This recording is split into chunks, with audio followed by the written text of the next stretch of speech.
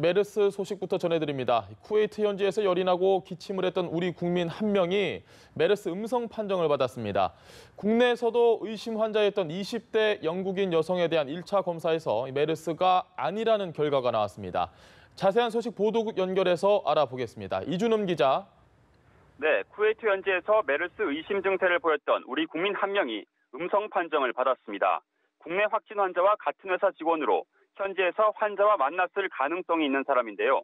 문제가 없어 오늘 퇴원한다고 외교부가 전했습니다.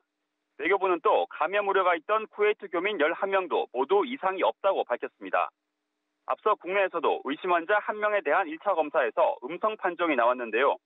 환자와 같은 비행기에 타고 있던 20대 영국인 여성으로 일상 접촉자로 분류됐던 사람입니다. 환자와 같은 항공기에 탔거나 공항에서 스쳐 지나간 상대적으로 감염 위험이 낮은 사람을 일상 접촉자라고 합니다. 앞으로 2차 검사를 통해 최종 결과가 확정되는데 올해 1차에서 음성 판정을 받은 뒤 2차에서 양성이 나온 적은 없습니다.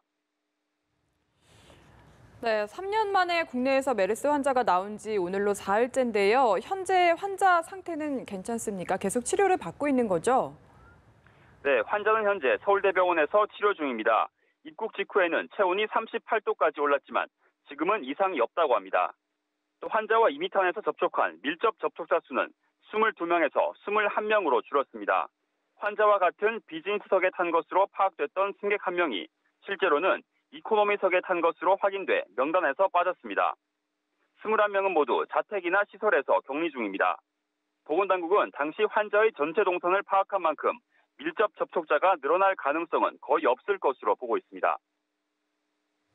네, 이 기자, 대한의사협회에서 환자가 검역망을 통과할 걸 문제 삼았습니다. 환자가 중동을 방문했다. 그리고 현지 병원까지 갔다. 그런데도 걸러내지 못한 건 검역 관리 실패다. 이렇게 지적했습니다. 네, 의사협회가 오늘 아침 브리핑에서 말한 내용입니다.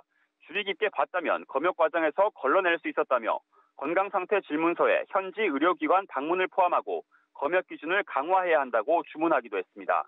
이에 대해 보건당국은 당시 환자가 열흘 전에 설사를 했지만 지금은 괜찮고 따로 약을 먹는 것도 없다고 말해 의심 환자로 분류하지 않았다고 설명했습니다. 일단 보건당국은 일상 접촉자 415명에 대해서도 1대1로 전담 공무원을 배치해 잠복기인 14일 동안 증상을 살펴볼 계획입니다. 지금까지 보도국에서 전해드렸습니다.